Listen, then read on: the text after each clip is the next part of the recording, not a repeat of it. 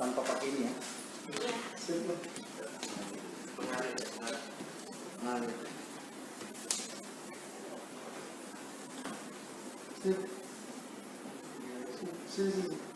Jauh. Malaikat di belakang aja. Ya, orang apa?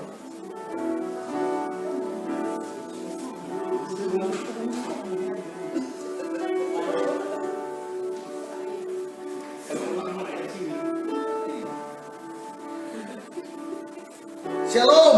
Haleluya. Berikan tepuk tangan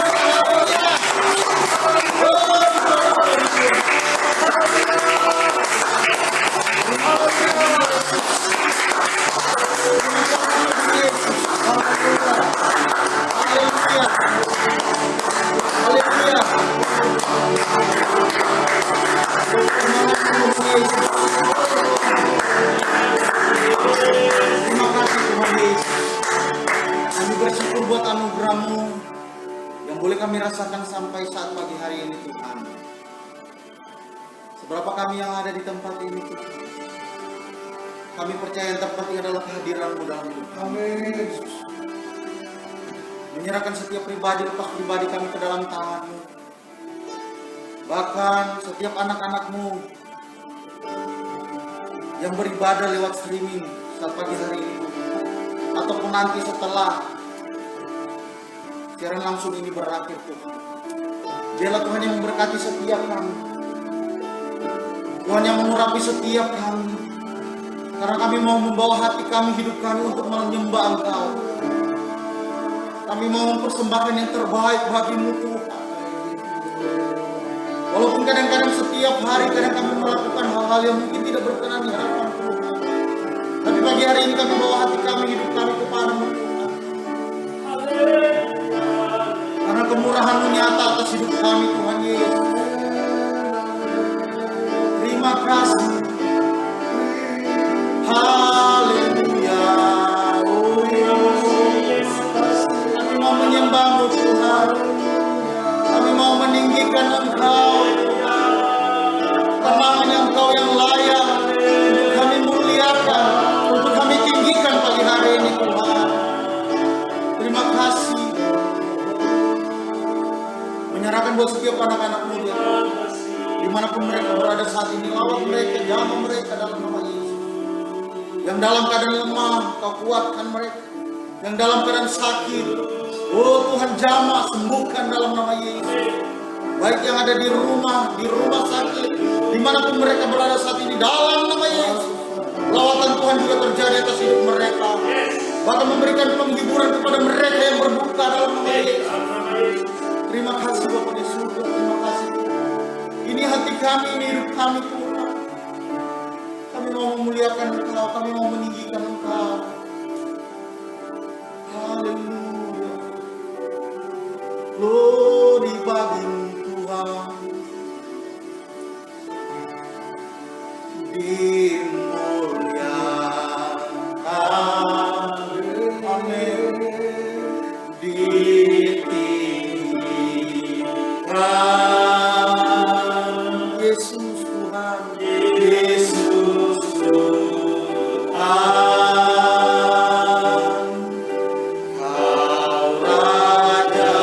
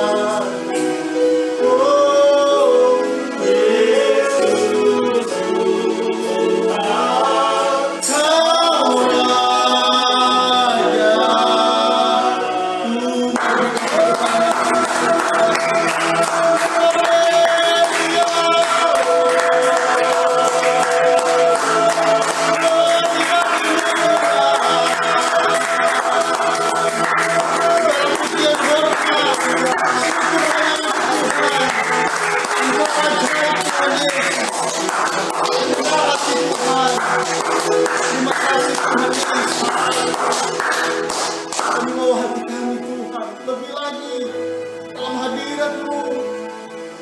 Terima kasih. Oh, Kau baik Tuhan, Kau baik, Kau baik. Teramat baik Bapa.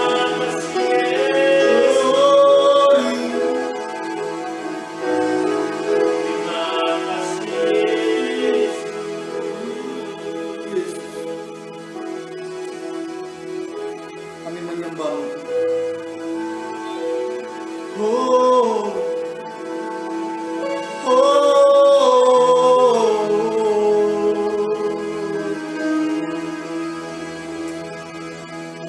worship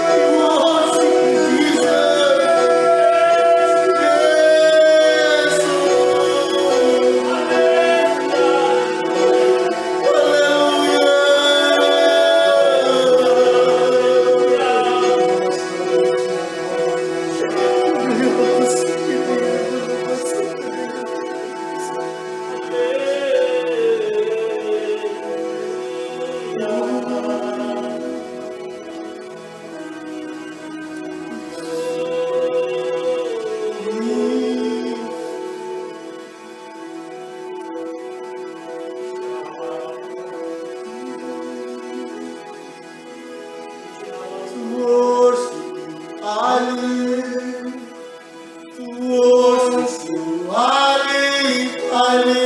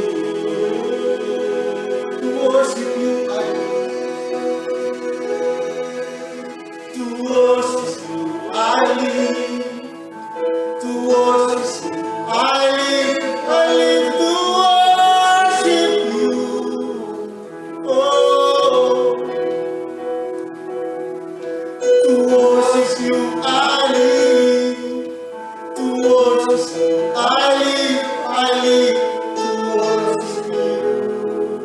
To worship you, I live. Oh, to worship you, I live. To worship you, I live. To worship you. To worship you. To worship you, I live.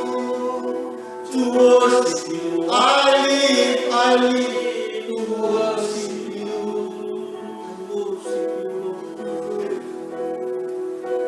Worship you. I worship you. Worship you. Oh, I worship you. I worship you. Oh, I worship you. Worship you. To worship you, I live. To worship you, I live. To worship you. Oh, to worship you, I live. To worship you, I live. To worship you, I worship you. I worship you. Oh, I worship you. I worship you, Lord. I worship you. I worship you. Oh, I worship you. To worship you, I live. To worship you, I live. To worship you, I live. To worship you. Oh, to worship you, I live. To worship you, I live. To worship you, I worship you. Worship you. Oh, I worship you. I worship you. Oh, I worship you. Oh, I worship you. Worship you. I worship you, Lord. I worship you. Oh, I worship you, Lord. I worship you, Lord. I worship you. Oh, I worship you. I worship you. I worship you. I worship you. I worship you. I worship you, Lord. I worship you.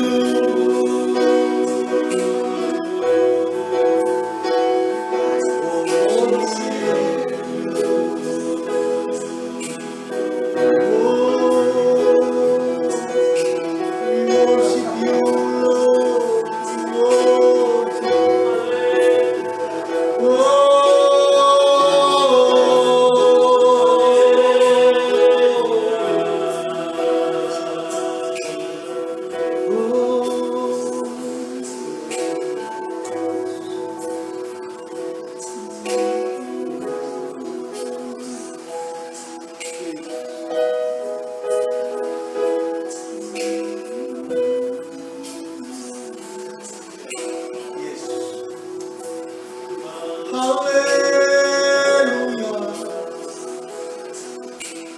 glory bagimu, glory bagimu.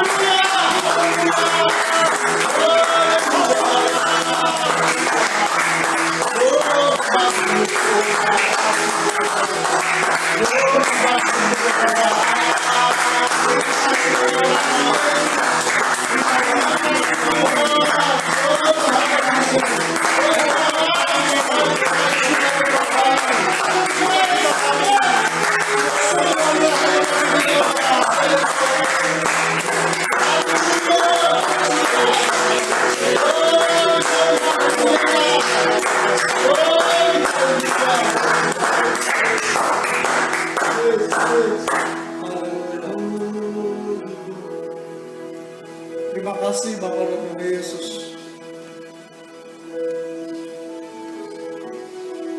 Kami boleh menyembah-Mu. Kami boleh melihat kemuliaan-Mu. Kami boleh didorong untuk mengasihi-Mu. Tuhan, betapa mulia berada di hadirat-Mu. Terima kasih Tuhan Yesus. Kami tersanjung, kami terhormat boleh menyembah melayani-Mu. Cuma Engkau Tuhan yang begitu mengasihi kami dengan kasih yang tanpa batas, dengan kasih yang menerobos hati kami, pikiran kami, supaya menjadi nyata perbuatan kami, supaya kami tersungkur di hadapan-Mu, supaya kami memberikan hidup kami seluruhnya bagi-Mu. Tuhan, terimalah persembahan kami, penyembahan kami. Terima kasih Tuhan Yesus. Terima kasih. Kami mau belajar firman Tuhan. Kami mau belajar rahasia sukses Rasul Paulus, hamba-Mu yang Tuhan urapi begitu rupa. Biarkan kami, siapapun kami yang ada di sini maupun di online, setelah belajar sesuatu dari kerohanian Rasul Paulus yang indah. Di dalam nama Yesus. Haleluya. Amin. Amin. Puji Tuhan. Silakan duduk. Saudara, kita bahagia, kita bangga, kita terhormat. Bukan karena keberadaan kita yang hebat, bukan. Dan memang kenyataannya biasa-biasa aja. Tetapi saudara, kita bangga, terhormat karena Tuhan memandang kita layak untuk memuji, memuliakan Dia. Oh, betapa terhormat saudara. Kita sudah belajar dari minggu lalu tentang rahasia sukses Rasul Paulus. Ada 4 saudara yang kita belajar. Baru pertama ada 4 hal yang sampai bulan Januari ini kita akan belajar tentang rahasia sukses Paulus. Yang pertama visinya, kedua kerohaniannya, ketiga keberaniannya bekerja dan terbuka, terakhir bagaimana dia bekerja sama, berkomunitas sehingga dia berhasil. Saudara, hari ini kita masuk kepada bagian kedua. Minggu lalu sudah belajar tentang visi. Poin utamanya adalah kepada penglihatan yang dari surga, kepada heavenly vision. Itu kata Paulus, dia tidak pernah tidak taat. Saudara, kalau hidup kita ada visi, ada panggilan yang Tuhan mau, lalu kita menghidupinya, saudara, saya percaya hidup kita penuh. Mengapa hidup kita tidak penuh? Mengapa hidup kita tidak merasa bahagia, kurang bahagia? Karena kita melihat kenyataan saja, kita melihat kehendak diri kita belum tercapai. Tetapi sebaliknya saudara, keadaan kita, kehendak diri kita, apapun keadaannya bukan urusan. Urusannya adalah ketika kita melihat kepada panggilan surgawi, kepada visi surgawi itu, lalu kita menghidupinya. Nah, saudara, salah satu rahasia sukses Paulus mengapa dia berjalan semakin lama semakin terang, semakin lama semakin nyata. Bahkan dia berkata dalam bagian akhir hidupnya, sekarang waktuku hampir tiba. Aku telah mengakhiri pertandingan yang baik. Dia selesai. Nah saudara yang dikasih Tuhan, bagaimana kita sampai kepada ujung akhir? Ya saya ingin mulai begini. Ya di sepanjang Alkitab saudara, kita mesti mengetahui bahwa mengapa kita orang percaya, umat Allah, orang yang berkata memiliki Roh Kudus sejak menjadi percaya, perlu bangkit. Tidak boleh biasa-biasa, tetapi mesti luar biasa. Tidak boleh kata orang yang penting begini-begini aja, bukan. Mengapa mesti sukses? Saudara mesti tahu nanti saya singgung sedikit tentang sukses. Mengapa? Karena sejak penciptaan saudara, kita diperintahkan untuk berkuasa atas segala sesuatu. Abraham dipanggil sebagai bapak orang beriman untuk menjadi berkat. Musa menjadi sukses, walaupun orang berkata dia gagal ketika dia tidak masuk tanah Kanaan, itu bukan urusan. Tetapi Musa sukses membawa bangsa Israel keluar dari Mesir dengan apa yang ada pada dia. Tuhan Yesus berkata, supaya kamu pergi menghasilkan buah dan buahmu itu dan kamu berbuah banyak sehingga Bapa dimuliakan. Saudara kasih Tuhan, artinya sukses itu bagian kita dan bukan sukses seperti apa kata orang dunia. Bukan sukses seperti apa kata orang, lihat dia udah jadi hebat, dia udah punya ini itu, bukan. Tetapi sukses sesuai panggilan kita masing-masing, sesuai ukuran dan kadar kita masing-masing. Artinya kita mengambil panggilan dan hidup yang Bapak rancang kehendaki untuk kita kerjakan sampai selesai. Nah saudara, hari-hari ini saya ingin mengajak kita melihat apakah ada korelasi, hubungan yang erat antara kerohanian dan kualitas hidup sehari-hari. Ya dulu, saudara, banyak orang berkata, nggak ada hubungan tuh antara kerohanian dengan kesuksesan. Nggak ada hubungan tuh antara kerohanian dan hidup yang bermutu. Saya dulu pikir benar juga. Kenapa? Mereka beri contoh. Lihat orang-orang keren di mimbar, orang-orang begitu setia melayani, cerai ya cerai juga. Lihat orang-orang begitu rohani, mukul istri juga, dan seterusnya.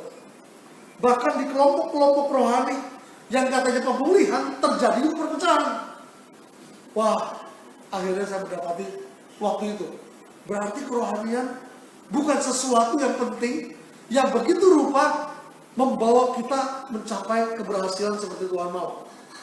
Tetapi saudara, setelah saya bergumul dalam hidup saya tahu satu-satunya yang bisa mempertahankan kita, mendorong kita mencapai tujuan adalah kerohanian. Bukan intelektual, bukan keterampilan, bukan macam-macam. Orang berkata, kita mesti punya keterampilan, maka ikut seminar, training ini itu. Bukan. Orang berkata, kita mesti banyak baca Alkitab, sehingga tahu apa yang Tuhan mau. Bukan cuma itu, saudara.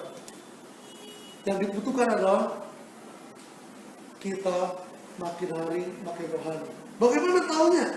Saudara, Tuhan Yesus berkata dalam Matius 11 ayat 29. Matius 11 ayat 29 berkata begini.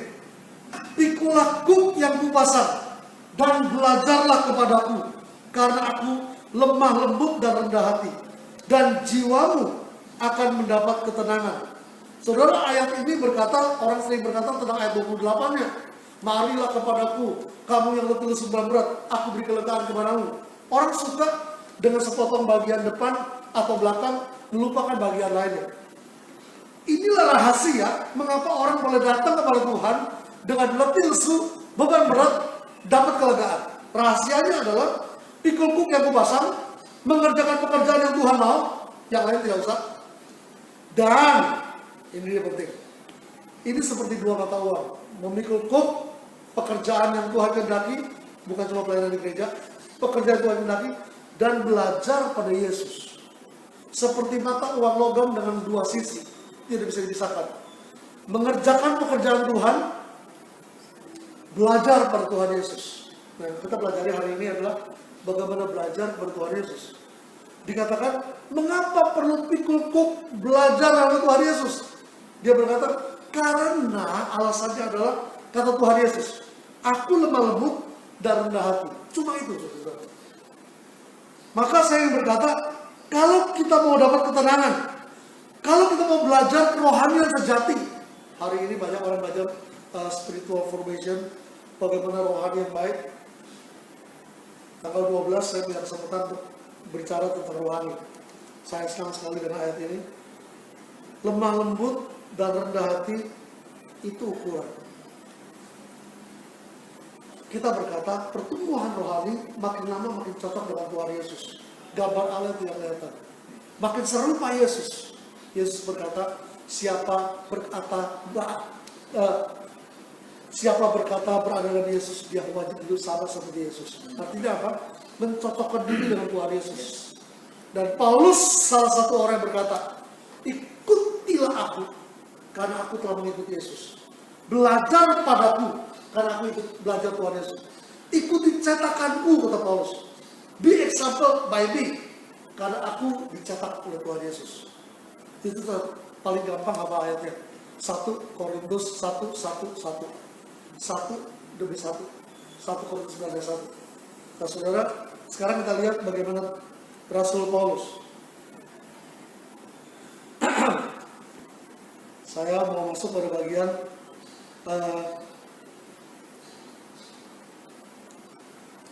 mesti ingat alasan pertama suksesnya adalah karena visi. Setiap kita perlu punya visi. Kalau nggak punya visi, hidup kita sembarangan. Orang bilang easy going. Bagaimana terjadi, bagaimana lah. Hidup mengalir bukan begini. Orang bilang nggak boleh hidup mengalir. Hidup mengalir adalah orang punya tujuan lalu mengalir. Mau ke atas ke bawah nggak masalah. Karena dorongannya dari Roh Kudus. Nah, alasan kedua hari ini adalah kerohanian bertumbuh.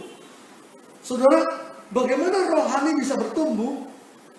Tadi kita belajar, kita baca dari surat Injil Matius, makin lemah lembut dan makin rendah hati. Ya, orang rohani yang bertumbuh adalah orang yang makin sadar diri, makin rendah hati. Di hadapan Tuhan dia miskin, sehingga dia mau apa saja yang diperintahkan Tuhan demi kerajaan Allah. Ini orang rendah hati. Ini orang mau mengerjakan pekerjaan. Nah saudara, orang yang makin rohani makin rendah hati. Orang yang makin tahu kehendak Allah. Kalau tadi pagi hari ini renungan, saudara, makin dekat Tuhan setelah mempersembahkan tubuhnya, Roma 12 ayat 1 dan 2, makin diubahkan pikirannya, makin hari makin berkenan. Caranya apa? Tahu kehendak Tuhan yang baik, yang berkenan, yang sempurna. Satu sisi semakin kenal Tuhan semakin naik. Sisi lain semakin merendah di hadapan sesama manusia.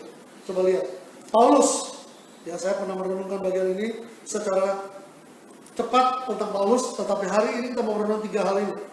Yang awal sekali, pertama 1 Korintus 15 ayat 9. 1 Korintus 15 ayat 9 berkata, karena aku adalah yang paling hina dari semua rasul, bahkan tidak layak disebut rasul, sebab aku telah menganiaya jemaat Allah. Saudara, ini pertama. Kerohanian kita dimulai dari mana? Dari kesadaran siapa kita. Kesadaran siapa kita satu sisi, kesadaran akan panggilan kita itu menjadikan kita hidup berarti. Hanya lahir baru, hanya menjadi anak Tuhan, lalu bilang nggak apa-apain, itu membuat kita hidup nggak berarti, seperti nggak berarti. Hidup flat saja dan tidak menjadi berkat. Tetapi hidup sadar sebagai anak Tuhan, lalu dalam hal sadar anak Tuhan, itulah panggilan yang Tuhan mau. Apa yang kita lihat, hati seperti apa, awalnya itu yang membuat. Nah saudara kasih Tuhan, Paulus sadar dia sebagai rasul. Ini panggilan. Oh, Paulus bukan rasul sebenarnya. Paulus adalah pembunuh. Alkitab berkata bahwa baca dalam Kisah Para Rasul 9, dia mengejar orang-orang, menangkap, memenjarakan. Bahkan dibilang kalau sedapatnya bisa membunuh mereka. Membunuh orang Yahudi yang percaya Yesus, yang mengikuti jalan Tuhan. Dikatakan sebelum jadi rasul seperti itu. Lalu minta surat legal, supaya legal bisa membunuh. Ini kejahatannya, hati-hati saudara. Orang-orang yang punya pikiran tajam seperti Paulus, orang Kristen yang punya pikiran tajam seperti Paulus, hati-hati. Saudara bisa menjadi jahat seperti Saulus dengan cara ketika mengerjakan sesuatu menjadi ambisi pribadi, bukan ambisi Tuhan, minta surat, minta legalisme untuk mengerjakannya, supaya dosanya bukan saudara, dosanya lain. Ini jahat sekali, saudara. Orang Kristen, para pendeta, termasuk saya, hati-hati. Dengan mendapatkan legalisme, kita berkata, saya mau mengerjakan sesuatu yang menurut kehendak saya. Itu dosa, hati-hati. Paulus mengerjakan itu, tetapi kemudian dikatakan, dipanggil, dia menjaga Danzig, dia menjadi rasul. Langsung jadi rasul. Ada proses, dia ke Arab, dia bersama rasul yang lain, tetapi kita lompat kepada bagian di mana dikatakan, aku paling hina dari semua rasul. Dia tahu siapa dia. Dia rasul. Orang yang ditunjuk oleh Tuhan langsung menjadi rasul. Seorang penerobos. Tetapi saudara dikatakan, dia sadar juga posisi tinggi sebagai rasul ini. Dia, pertama dia sadar panggilannya dari rasul, tapi dia tahu dia paling hina dari semua rasul. Ini pertama, saudara. Orang yang punya kerohanian yang baik adalah orang yang tahu statusnya dan kemudian melepas status itu. Saya ulang, saudara. Orang yang punya kerohanian baik tahu statusnya. Dia anak Allah. Paulus tahu dia rasul. Saya tahu saya pendeta. Tahu statusnya. Panggilannya. Pada waktu itu juga, ketika kerohaniannya betul, dia berkata, saya bukan siapa-siapa. Saya di antara orang-orang lain itu di bawah. Setelah hari ini kita belajar sesuatu yang luar biasa. Mengapa? Karena kerohanian ternyata bukan soal naik ke atas, tapi kerohanian ternyata makin turun ke bawah. Dikatakan ketika tahu panggilan, lepaskan hak dari status itu. Oh, Paulus luar biasa, saudara. Ya, kalau saudara baca kisah para rasul, surat-suratnya itu penuh dengan gambaran bahwa dia sedang melepaskan haknya. Misalnya dia berkata, apa aku nggak layak bawa istri dalam pelayanan seperti Kefas dan kawan-kawan? Apa aku nggak layak dapat tunjangan sementara melayani? Mendapatkan tunjangan orang yang hari ini PK? Enggak, dia nggak ambil itu, dia lepas haknya. Sebenarnya kasih Tuhan, ini salah satu gambaran. Saya tidak berkata orang yang memakai haknya bukan rohani, bukan. Tetapi kalau saya mau belajar rohani, belajar dari Paulus, dia pernah berkata, ikuti aku karena aku sudah ikut Yesus. Ikuti teladanku, aku telah meneladani Yesus. Ikuti cetakanku, be my example, dia bilang, karena aku telah mencontoh Yesus. Ini luar biasa. 1 Korintus 11 ayat 1 tadi. Nah, saudara, gambaran kita sebagai orang berjumpa dengan Tuhan yang Maha Mulia itu gak pernah sombong, saudara. Bagian akhir dari kitab suci, Wahyu 4 ayat 10-11 berkata begini. Wahyu 4 ayat 10-11, maka tersungkurlah ke-24 tua-tua itu di hadapan dia yang duduk di atas takhta itu. Dan mereka menyembah dia yang hidup sampai selama-lamanya. Dan mereka melemparkan mahkotanya di hadapan takhta itu sambil berkata, ya Tuhan dan Allah kami, Engkau layak menerima puji-pujian dan hormat dan kuasa, sebab Engkau telah menciptakan segala sesuatu, dan oleh karena kehendak-Mu semuanya itu ada dan diciptakan. Ini gambaran, saudara. 24 penatua itu orang terhormat. Dia katakan kita mahkotanya di dalam terjemahan yang dibilang ada yang diserahkan kepada Tuhan. Tetapi lebih banyak terjemahan dari sekitar 7 atau 8 terjemahan yang saya baca, kebanyakan bilang cuma satu yang berkata diserahkan, tapi terjemahannya dilemparkan, cast down. Mahkotanya dilempar, saudara. Saudara melihat mahkota? Saya belum, kecuali mahkota-mahkota. Mahkota yang dahsyat, yang betul-betul luar biasa. Kita lihatnya pegangnya pun takut-takut. Padahal kalau dipegang nggak rusak, paling tanda sini jari kita doang. Mahkota, saudara, bertakhta berlian segala macam, itu mulia sekali. Tetapi kita berkata ketika berjumpa dengan Yesus yang duduk dan mereka menyembah dia, mereka melempar mahkotanya di hadapan takhta itu. Ada takhta Tuhan, dilempar mahkotanya. Kenapa? Memang dipersembahkan di sana, tapi ada begini. Ini bukan cuma diserahkan, ini nggak ada apa-apanya. Kemuliaan dunia yang diterima nggak ada apa-apanya dibanding kemuliaan Tuhan. Maka tidak heran kalau berkata, di antara rasul aku yang paling hidup. Ini pertama, saudara. Mari kita mulai kerohanian kita dengan berangkat, saya tahu siapa saya. Karena saya percaya Yesus, maka saya adalah Tuhan. Karena saya pelayan Tuhan di bidang apa? Karena saya profesi di bidang apa? Semuanya pada panggilan. Apakah saya rasul? Apakah saya nabi? Apakah saya gembala? Apakah saya pengajar? Atau saya penginjil? Atau bahkan saya pedagang, politikus, karyawan, yang punya bisnis, yang bisnis di top. Semua, saudara, semua kita ada panggilannya. Ketika sadar saya anak Tuhan, bukan pecundang, saya anak raja, tetapi saya tahu panggilan saya. Ketika tahu panggilan, kita memulai dengan berkata, saya melemparkan mahkota saya. Saya ingin hidup merendah. Di antara teman-teman, saya tahu saya boleh merendahkan diri karena tahu siapa saya di depan Tuhan. Saudara, mengapa bisa demikian? Paulus tahu dia adalah orang yang disebut di situ, saudara, aku paling hina dari rasul sebab aku telah menganiaya jemaat Allah. Saudara, banyak orang tahu statusnya sebagai anak Allah, statusnya dalam panggilan, tapi lupa sebelumnya siapa dia. Bahkan lupa siapa dia sekarang di hadapan Tuhan. Saudara, kalau tahu di hadapan Tuhan siapa kita, wajar menurut saya tidak boleh sombong. Siapapun kita. Ada orang yang berkata dengan sombong sekali, itu begini. Lebih galak dari hakim, saudara. Lebih galak dari jaksa penuntut. Di mimbar-mimbar Kristen menuding orang lain. Saudara, saya berkata, mari lemparkan mahkota kita di hadapan takhta Tuhan. Ini pertama. Kedua, saudara, di antara awal dan akhir, alasan kerohanian Paulus yang makin merendah, makin naik kepada Tuhan adalah dia tahu status panggilannya, tapi lepas kehadiran sebagai rasul. Kedua, dia menurun lagi.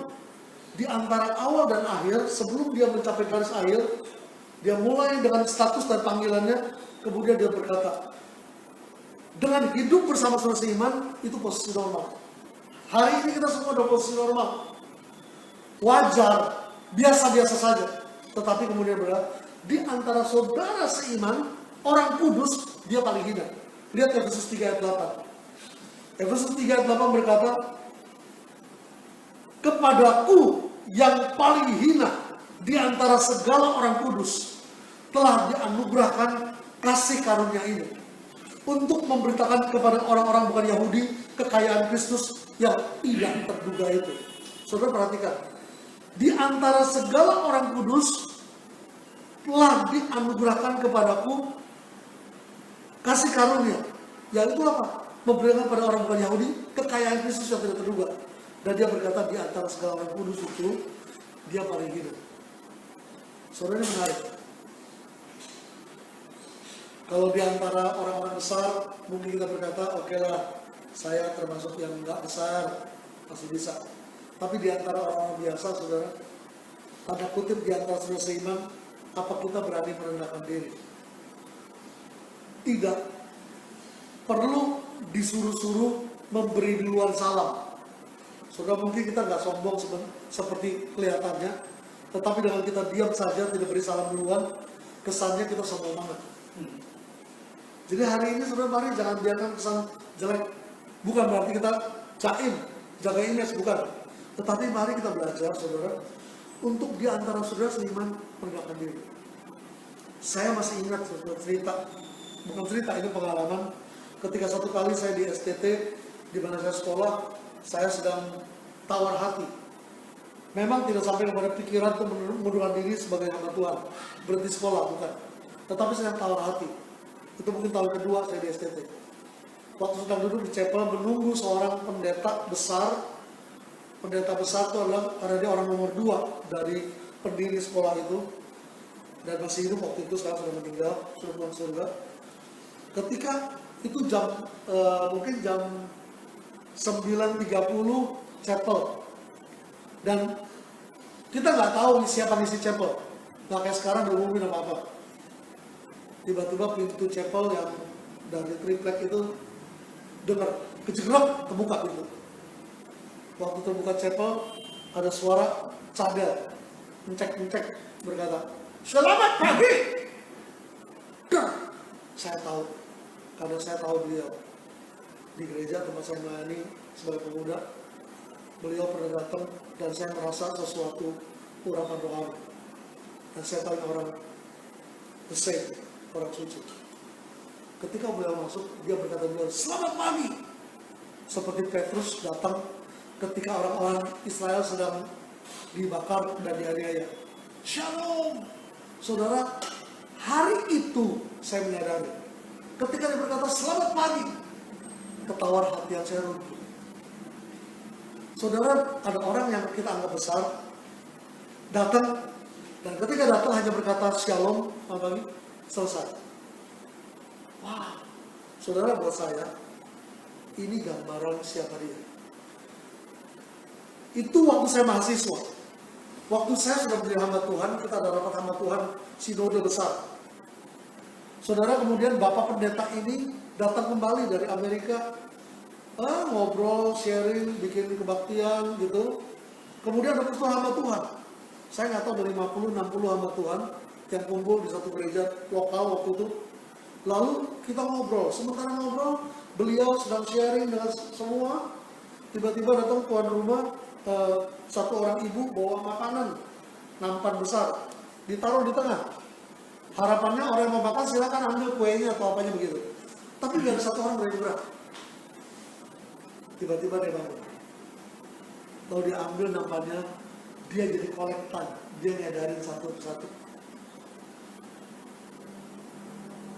Saudara, kata Tuhan Yesus, kamu sebut aku guru dan Tuhan, betul. Aku Tuhan dan guru. Ketika aku masuk, tidak ada yang sebut aku, tapi aku cinta kamu. Aku ada sebagai pelayan di antara kamu. Ini orang besar. Saya mau bilang saudara, di antara kita yang hidup hari-hari, saya tidak kenal banyak beliau, hanya beberapa peristiwa ketemu. Tetapi saya berkata, di antara kita yang biasa-biasa hidup, mari belajar untuk merendah, saudara. Kerohanian yang sejati bukan semakin naik seperti orang lihat surga saja, tetapi orang makin lihat bumi, makin tahu situasi di antara orang bersama dia menempatkan diri di bawah. Ini kedua. Sebaliknya, saudara, saya pernah bicara dengan seorang teman yang berkata, kamu nggak si Anu ngobrol gua tahu nggak? Setelah ngobrol panjang lebar, si Anu itu jatuh. Oh iya, saya dengar. Bapak tahu nggak? Dia berkata ke saya, kapan dia mulai jatuh? Wah, saya nggak tahu. Saya tahu setelah 10 tahun dia jatuh, cerita. Karena komunitas dia melindungi. Dia bilang sebelum 10 tahun itu, saya dekat dengan dia. Dan saya mulai tahu dia akan jatuh. Dari mana tahu? Saya bilang, ketika dia berkata, saya. Ketika ego makin kelihatan, kepentingan diri makin menonjol. Semuanya pelayanan, atas nama pelayanan. Tapi ketika mungkin muncul, teman saya berkata, saya tahu dia akan jatuh. Wow, saudara, itu sebab kita perlu brothers and sister keepers. Amin. Saya punya Neta, Pak Martin, Pak Nathan, brother and sister keeper saya. Kelompok kecil saya yang berkata, ayo kita sama-sama berjalan bersama, berdiri sama tinggi, duduk sama rendah, ya kan? Dan ini brothers keepers, sisters keepers, saling jaga, saudara. Mengapa perlu? Perlu karena siapa kita yang nggak bisa jatuh? Nggak ada. Sepanjang Alkitab yang nggak jatuh cuma satu, Tuhan Yesus. Oh ada Ayub dan Daniel, Yusuf, orang-orang yang nggak kelihatan dosanya. Ayub masih kelihatan protes sama Tuhan. Daniel dan Yusuf, nanti ketemu Tuhan nanya, pasti ada. Di Alkitab nggak ditulis kelemahan Daniel, kelemahan Yusuf. Tapi saudara nanti lihat dia di surga, ya tanya, yang mana Yusuf? Pak Yusuf, maaf Pak, pernah dosa? Pasti pernah, saudara. Saudara kasih Tuhan yang terakhir. Yang terakhir ini menggetarkan sekali. 1 Timotius 1, 15-16. Di akhir pelayanannya Paulus berkata, pada akhir perjalanan rohaninya berkata, 1 Timotius 1, 15-16. Perkataan ini benar dan patut diterima sepenuhnya. Kristus Yesus datang ke dunia untuk menyelamatkan orang berdosa. Wow. Siapa kita yang menyadari orang berdosa? Yesus Kristus datang ke dunia untuk menyelamatkan kita. Lalu dia berkata, dan di antara mereka akulah yang paling berdosa. 16. Tetapi justru karena itu aku dikasihani, agar di dalam diriku ini sebagai orang yang paling berdosa, Yesus Kristus menunjukkan seluruh kesabarannya. Dengan demikian, aku menjadi contoh bagi mereka yang kemudian percaya kepadanya dan mendapat hidup kekal. Wow, haleluya! Saudara, dasar kekristenan adalah menyadari keselamatan dalam Yesus. Dan ketika sadar keselamatan dalam Yesus, semestinya nggak berhenti di situ.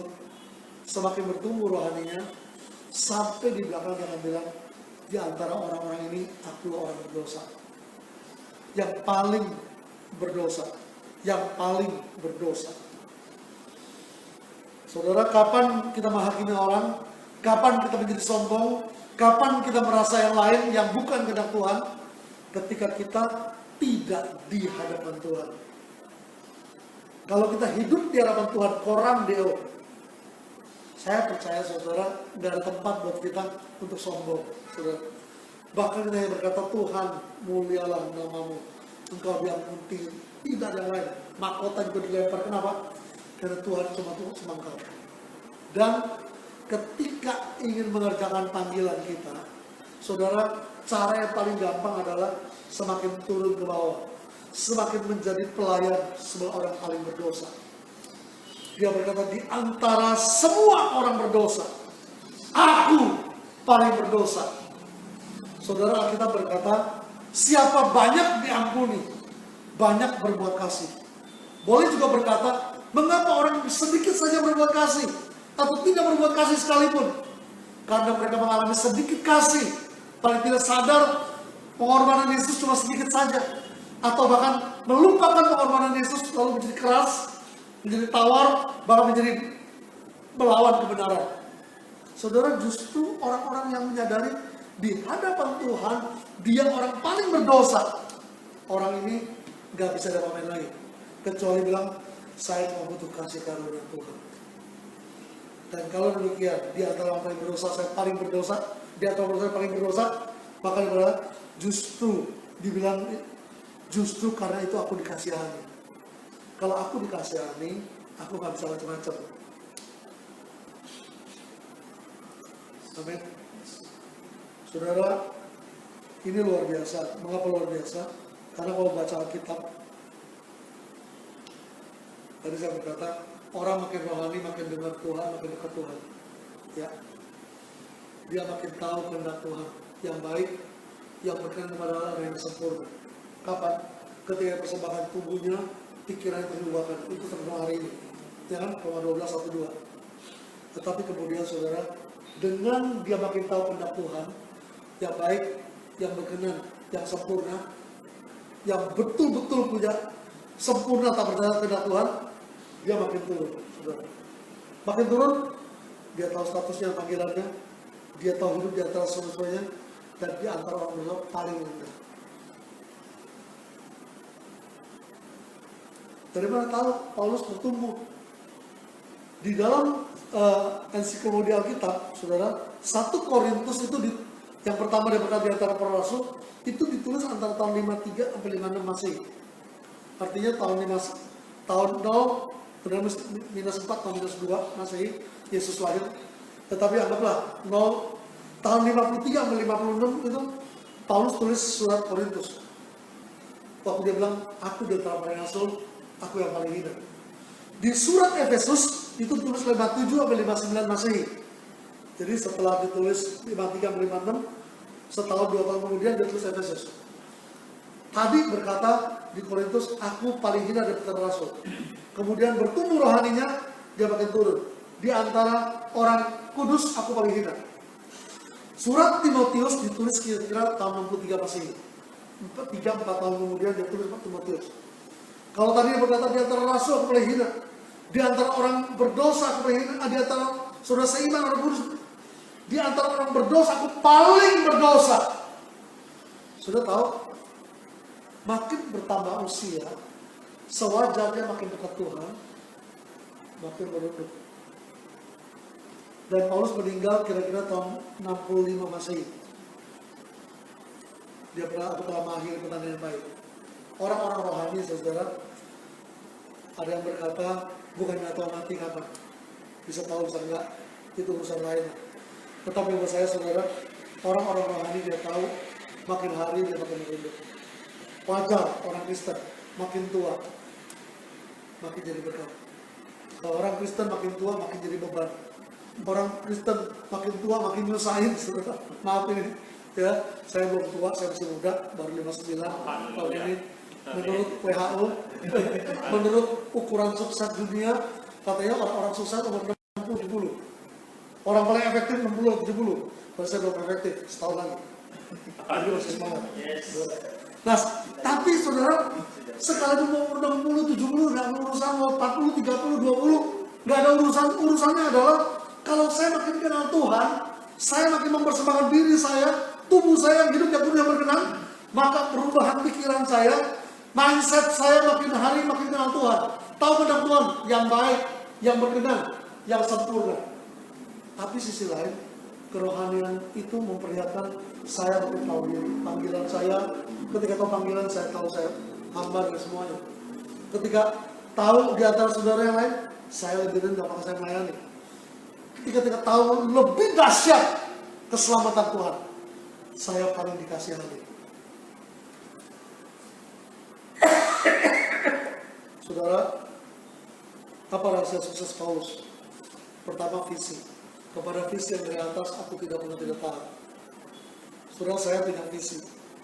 Saya rindu kerajaan Allah dinyatakan di Indonesia. Maka TOF Community menjadi bagian kendaraan yang penting.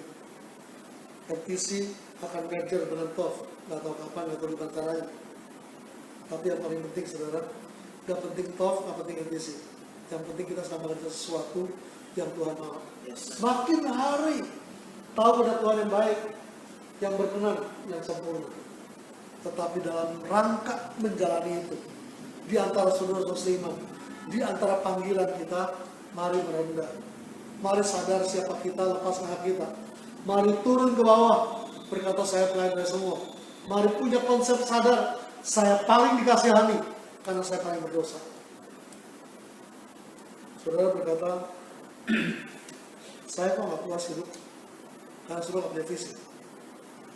Kalau saudara punya visi, karena kerohanianmu flat, atau bahkan mungkin bukannya makin dekat sama Tuhan, makin jauh sama Tuhan. Dari mana tahu? Makin lemah lembut, makin rendah hati.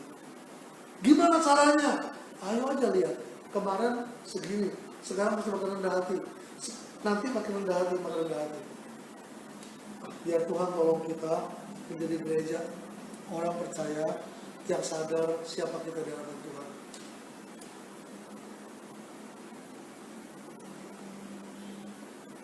Hari ini, tadi kita menyanyi Bless the Lord of my soul.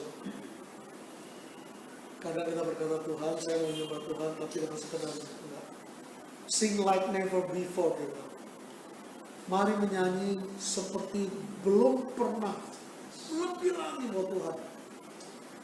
Dan kalau lihat syair-syairnya, saudara, pertama dibilang ini waktu memuji Tuhan dan karena apapun. Yang kedua dibilang karena kebaikan Tuhan, karena kemurahannya. Yang ketiga buat saya selalu paling indah. Kalau tiba hari itu, di mana saya akan mesti pulang, tenaga saya habis. Saya berjumpa dia, bukan 10.000 tahun. And then forevermore. Oh, bless the Lord, oh my soul. Saudara yang dikasih Tuhan. Mari, kita jangan pujiannya sekali lagi, lalu kita berdoa. Bless the Lord, oh my soul. Bagian terakhir saja. Rinduan Tuhan bagi kita saudara adalah menghidupi dalam rangka apa yang dia ingin kita hidupi. Dan dalam cara menghidupinya, kepada visi yang dari atas itu, mari punya kerohanian yang makin dekat dengan Tuhan. Mari persembahkan tubuh kita sebagai persembahan yang hidup yang kudus dan berkenan. Mari berubah terus dalam pikiran kita. Pikiran apa? Makin lama makin tahu kehendak Tuhan yang baik, yang berkenan, yang sempurna. Tetapi dalam perjalanannya Paulus mengajar kita dalam hidupnya. Dia mengajar dalam hidupnya berkata, ikuti aku Tuhan Yesus. Gimana? Tahu status dan panggilan, lepaskan hak itu. Hidup di antara orang-orang yang rendah, melayani mereka. Makin turun berkata, saya paling berdosa. Saya sungguh-sungguh percaya konsep makin merendah di hadapan Tuhan, makin sadar siapa di hadapan Tuhan, akan menolong kita menjadi pelayan Tuhan yang hidup dalam panggilannya di bidang apapun menjadi berkat. Mari katakan, bless the Lord, oh my soul. Bless the Lord, oh my soul. Oh my soul. Worship His Lord.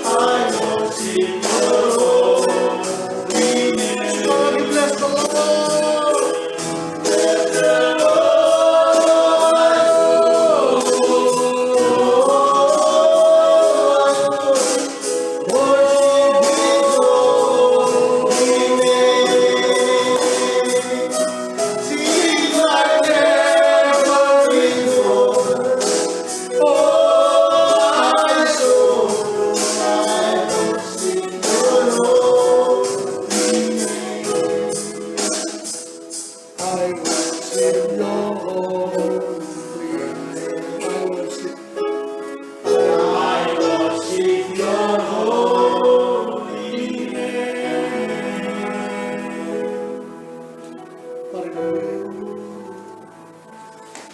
Bapa, dalam nama Yesus, kami tahu kami anak Tuhan. Kami sudah ditebus dengan darah Yesus. Kami tahu kalau kami akan meninggal dunia kami di surga. Tetapi kami tahu juga Tuhan, sementara kami di bumi ini, kami perlu mengetahui kehendak Tuhan. Bukan cuma yang baik, tapi yang sempurna. Melalui pembaruan pikiran kami. Tetapi Tuhan, biar kami hidup hari-hari. Makin hari, makin merendah di hadapan Tuhan. Kami tahu siapa kami, anak Tuhan. Kami tahu panggilan kami sebagai apapun kami. Biar kami menghidupinya dengan tanggung jawab karena sadar ini adalah kesempatan yang Tuhan berikan. Untuk kami hidup di antara orang percaya bersama-sama saudara kami, keluarga kami. Biar kami sadar siapa kami merendah melayani mereka. Tuhan, dalam perjalanan akhir, dalam sisa panggilan yang harus kami hidupi, biarkan kami makin sadar, Yesus, kami butuh kasih karunia-Mu. Tuhan, terima kasih untuk kebaikan bagi kami. Supaya di antara orang berdosa kami sadar, kami lebih berdosa. Terima kasih Tuhan. Seberapa kami, baik hamba-Mu yang bicara maupun kami yang mendengar, saat ini maupun nanti, biarkan kami berani melihat kepada diri kami di hadapan Tuhan. Terima kasih Tuhan. Terima kasih Tuhan. Itu sebab di dalam nama Yesus, ketika kami mengikut Tuhan dengan sungguh-sungguh, kami mempersembahkan hidup kami, tubuh kami, pikiran kami makin dibaharui. Biar di dalam nama Yesus, ketika kami punya kerohanian, makin bertumbuh, makin dekat dengan Tuhan. Kami makin terlihat indah, makin sehari makin sadar di hadapan Tuhan kami telanjang, dan kami makin mengerjakan bagian kami demi orang-orang berdosa diselamatkan, demi pemulihan segala sesuatu. Terima kasih Tuhan. Terima kasih. Dalam nama Yesus, mari kita terima berkat Tuhan.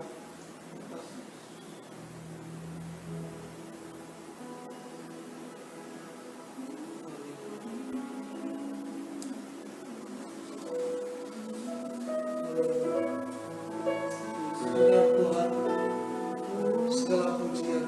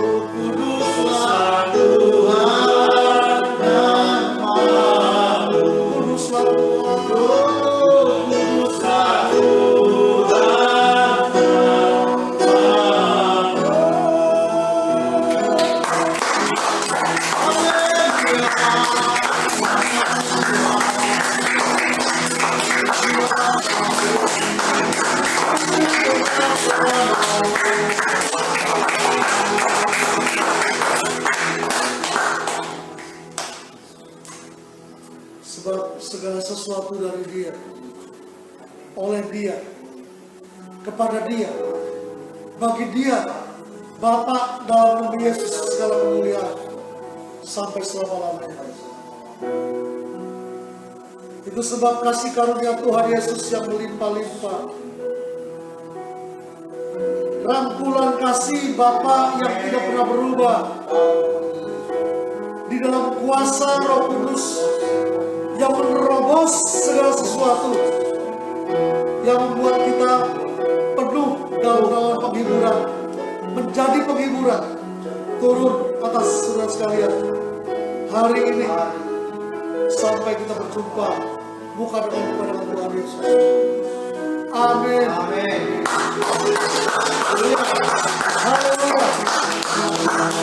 Tuhan memberkati kita sekalian. Shalom. Shalom.